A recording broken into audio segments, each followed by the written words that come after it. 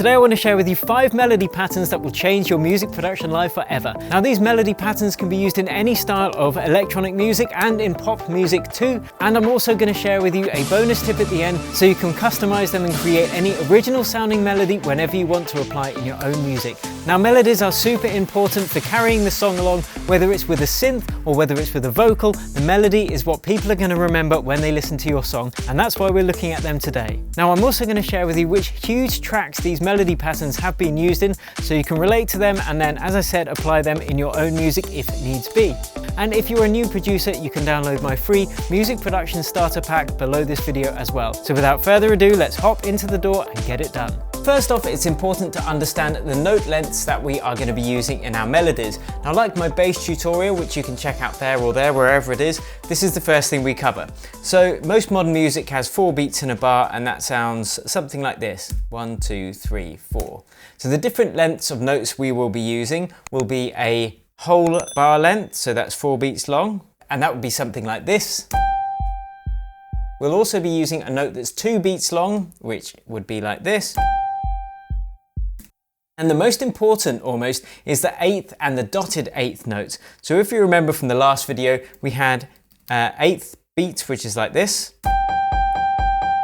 So there are 8 of those in each bar, and the dotted 8th is basically an 1/8 and a half long.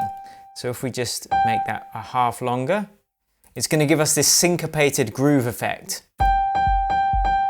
And that's super important, so remember that. And you want to avoid using notes like 16th notes because they're too fast generally for melodies. So now we've covered the note timings, now let's look at the pitch, the other constituent part of a melody. So most melodies are going to be based on a chord progression within your track. So chord progressions really are the underpinning emotional foundation of a track, and your melody has to work with those chords to create the effect that you want. So starting off with a really good chord progression is the most important thing, and I've linked to a video for chord progressions there, but we are going to be using the chord progression from Don't You Worry Child by Swedish House Mafia.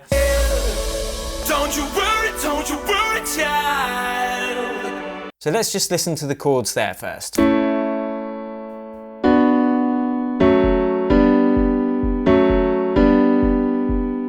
And to create the melody, we need to be working in the same key as this. So I know that this track is in the key of B minor. So if you're using Ableton 11, you can press the scale button, select B minor, and you'll see it's just using the notes from within that scale. So you can do the same for the melody as well.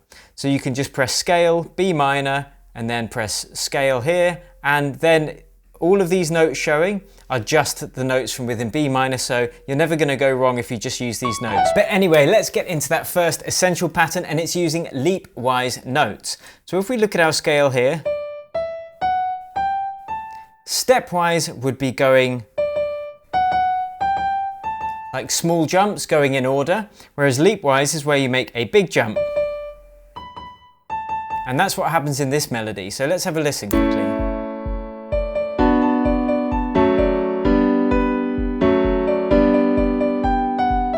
And you'll notice the second part here uses stepwise, and a good melody would usually use a combination of leapwise notes and stepwise notes. And this is because it can sound a bit disjointed if you're jumping around all over the place too often.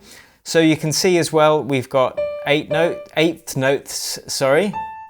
Then we've got a half note there. And that just gives a melody that's easy to sing, easy to remember. It's all the notes are within the key of B minor.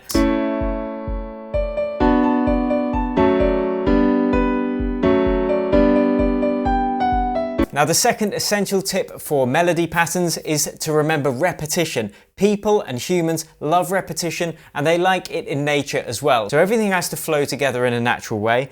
And you can see here, or you can hear in this track, this bit will repeat the second time the melody goes through.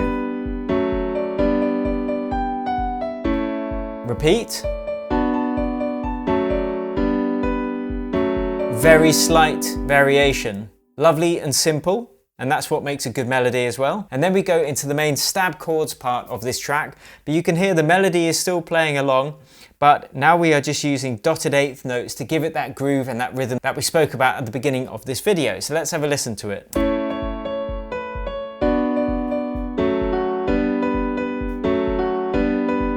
You can see here, again, repetition 3 notes at the beginning, 3 notes there, 3 notes there, and very close together as well. Very few big leaps, lots of stepwise. And it repeats through again.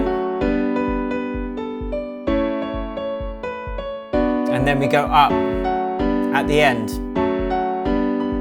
And that's another tip as well. You can do a leap by a whole octave, and that's going to add some excitement and movement to your melody. So these first 2 melody pattern tips are really using stepwise and leapwise notes and keeping everything within the key of the track that you're working in. So here's an example of a simple melody using stepwise and leapwise by one of my students, Jack Parker, whose brand new track is out today. So here's a quick example of his melody.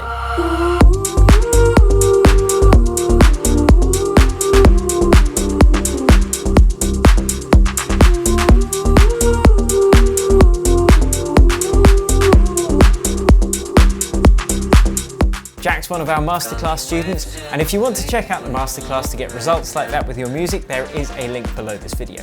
Okay, let's get on to essential melody tip number 3. This is the arpeggio style of melody, and this is where you break apart a chord and play it in notes. So you can see here we've got this chord. An arpeggio would be playing these chords, but as separate notes, like a melody, like so.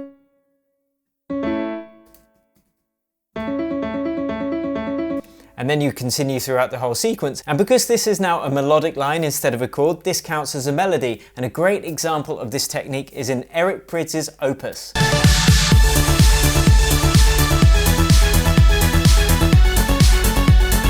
And if you want to know how to make a track just like Opus, you can check out the video that I've just linked to up in the corner of this.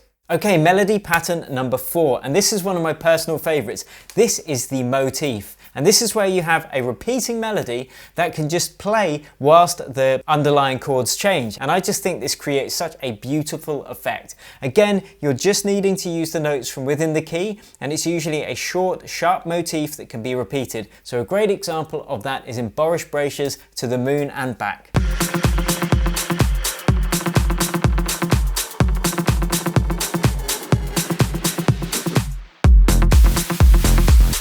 So here's an example of me creating a motif melody. Let's work in A minor because it's super easy. We can go and put in some bass notes using A minor. We can press scale, A minor there, press scale if you want to fold it down, or you can just use the white notes from A up to 8. Super easy. So this is the bass line we've got.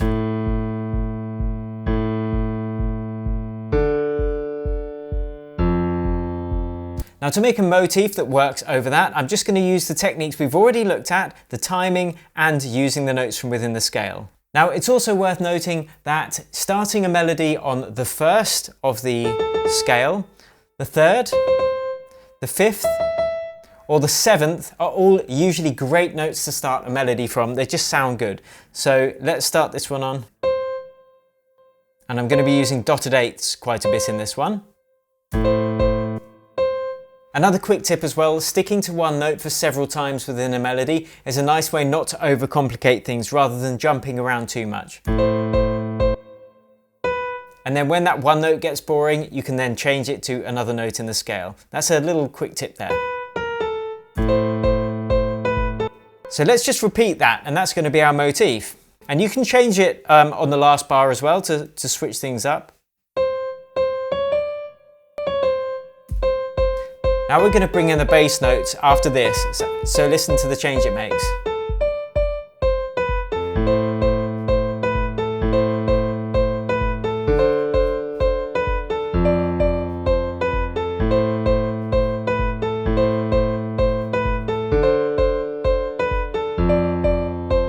Now the last essential bass pattern that you have to know, or way to use bass, is to use a bass melody. And this is where the bass is used as the melody, so you don't have a separate bass line and a separate melody. The bass line is actually the melody.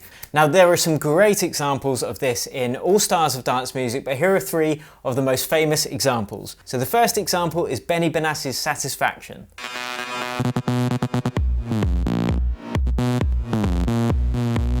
The second is Oliver Heldens and Gecko. And the third example of this is the Swedish House Mafia and their track 1. So using the key of A minor, as we were for the last example with the motifs, let's just kind of give an example of what a bass melody might look like and how you might write one. Now it's important to make your bass melody bounce around your rhythm section. Like the rhythm of the bass melody is super important, and if you want to learn how to make amazing bass lines, you can click the link that's just popped up now as well. So I'm actually going to bass this similar to that motif that we just had.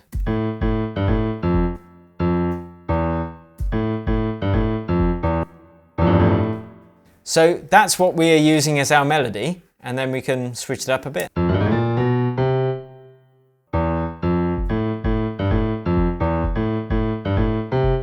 So you can see we're using stepwise and leapwise. Again, those always apply, always keep those in mind, mixing them up to keep things interesting. Now if we take this down low, just change the instrument to a kind of bass instrument. So let's use a simpler. Just find a bass sound, da, da, da, da, da. Let's go bass.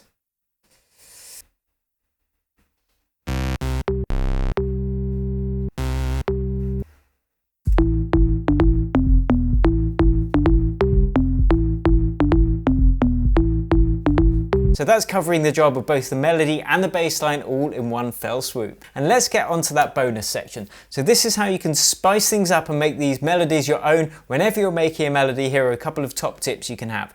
So let's just duplicate this melody for the sake of speed. And we're going to use it in a different instrument. Let's just put on a serum.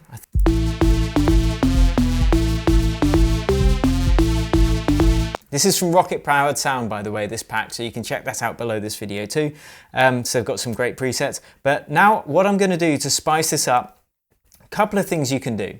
The first is using pitch bends in your melodies. And if you've got a vocal, usually if someone's singing that melody, there's going to be a degree of pitch bend between those two notes, like bah. You can hear there's a slight slide, like a portamento, because that's how people sing. That's just natural. But what you can do here is you can add these in even on synth lines as well. So if we want to make things a bit interesting, we can add a little pitch bend. And this is a technique that was used in Tiesto and Kashmir's track Secrets. And if your pitch bend sounds a bit weird, make sure that you've got it set to the pitch bend range to 12 semitones up and down, because that's an entire octave, and that usually just makes it sound a bit better. The other thing that I wanted to show you, the other technique, was at the end of a melody, like after it's repeated through once or twice, you can have a little rundown, 1, 2, 3, 4, in sixteenths. Now this is the only time I really use sixteenths in a melody.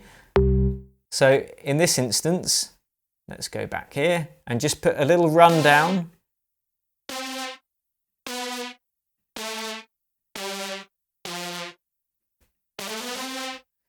To loop us back round to the beginning of that melody, and let's hear what that sounds like. So you can see we actually do go into those sixteenths. So there you have it, guys. I really hope you've enjoyed this video. If you have, please like it, share it with your friends, and if you're brand new to production, subscribe to the channel, because it makes you feel better, it makes me feel better, and I think it saves baby kittens. That's what I've been told. Yeah, no, I'm pretty sure that's what I was told. And you can also download that free starter pack below this video too. Thank you so much for watching, guys. Until next time, cheers and happy producing.